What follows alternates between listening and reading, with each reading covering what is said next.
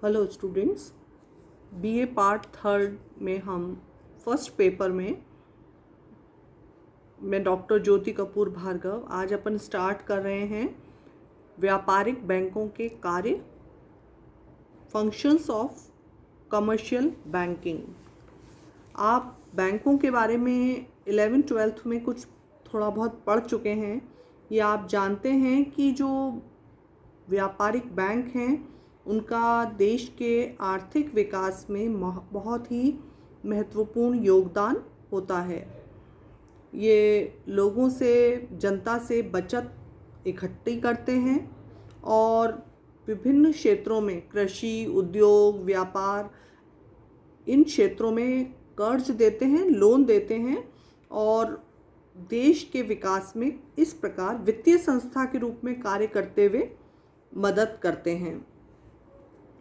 ठीक है, और केवल ये जमा स्वीकार करते हैं या लोन देते हैं, ये दो ही कार्य नहीं करते, बहुत सारे कार्य करते हैं और सरकार इन बैंकों के साधनों का आर्थिक विकास में बहुत उपयोग करने का प्रयास करती है कि और भी कार्य करके ये देश के विकास में योगदान दें। अब ये आता है कि व्यापारिक बैंकों के कार्य क्या हैं।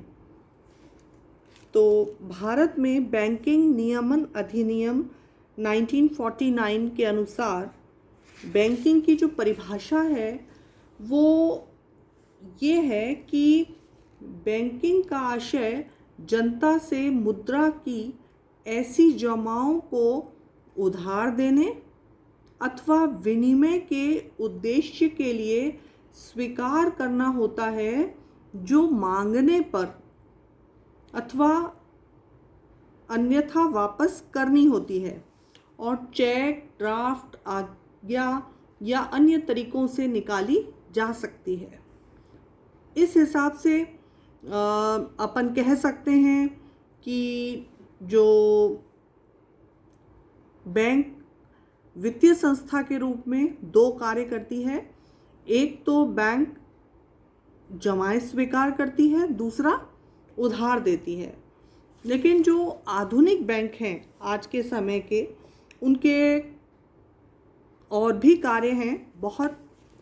फॉर एग्ज़ाम्पल मैं आपको बताऊंगी।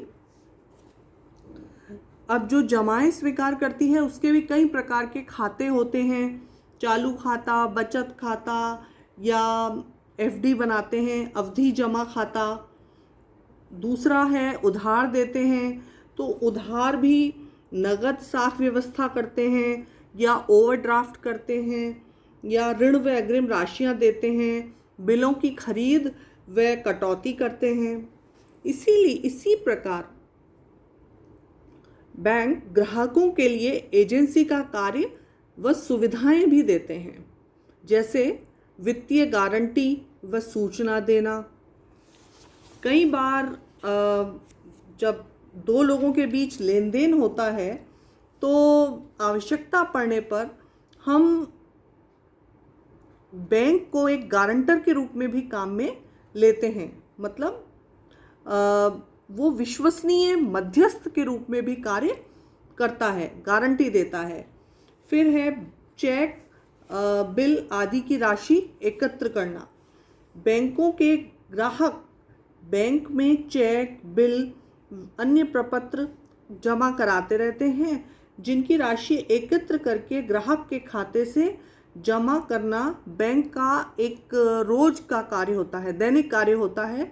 इस कार्य के लिए बैंक अपना निर्धारित कमीशन लेते हैं, कुछ पैसा लेते हैं। फिर मुद्रा का हस्तांतरण। बैंक एक स्थान से दूसरे स्थान पर मुद्रा का ट्रांसफ़र करते हैं। जैसे अपन बीकानेर रहते हैं, अगर अपन को जयपुर में या कहीं बेंगलोर में या कहीं भी पैसे की ज़रूरत है तो हम उसके माध्यम से मुद्रा हस्तांतरित कर सकते हैं। फिर लॉकर की सुविधा। जो कीमती सामान है या दस्तावेज हैं, उन्हें सुरक्षित रखने के लिए बैंक लॉकर की व्यवस्था भी करते हैं और उसके बदले कुछ वो कमीशन पैसा लेते हैं। ठीक है। कुछ मुद्रा लेते हैं। फिर प्रतिभूतियों व शेयरों का क्रय विक्रय, जो ग्राहक विभिन्न किस्म की प्रतिभूतियां और शेयर खरीदते हैं, बैंक अपनी वैधानिक तरलता अनुपात की व्यवस्था के तहत और उसकी धनराशि उसमें लगाते हैं। इसके अलावा बहुत दूसरे कार्य दूसरे बैंकों से लेन देन भी करते हैं। अब मैं इसके अलावा बैंकों के और एक कार्य में बताऊंगी आपको कि व्यक्तिगत ऋण की सुविधा देते हैं। पर्सनल अगर किसी को लोन लेना हो तो वो देते हैं। साख हस्तांतरण की व्यवस्था करते हैं। अब आपको बताया जाएगा नेक्स्ट कभी क्लास में कि साख क्या होती है। बैंकों द्वारा साख क्रेडिट क्रिएशन होता है, साख सृजन। जब बैंक लोगों से लेन देन करते हैं तो उसके मध्य एक साख सृजन की व्यवस्था बैंक करते हैं। इसके अलावा यात्री चेक, उपहार चेक और साख कार्ड, जिसे क्रेडिट कार्ड बोलते हैं, ये सब व्यवस्थाएं भी बैंक करते हैं।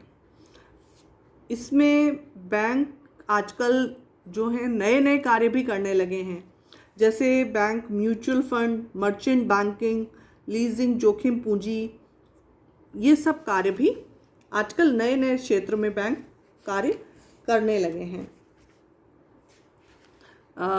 वास्तव में देखा जाए तो आज के समय में बिना बैंक के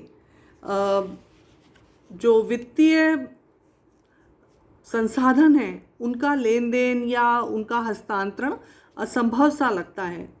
तो इन बातों को ध्यान में रखते हुए व्यापारिक बैंक हमारे देश में या सभी जगह एक महत्वपूर्ण कड़ी के रूप में काम करते हैं। ये हैं बैंकों के कार्य।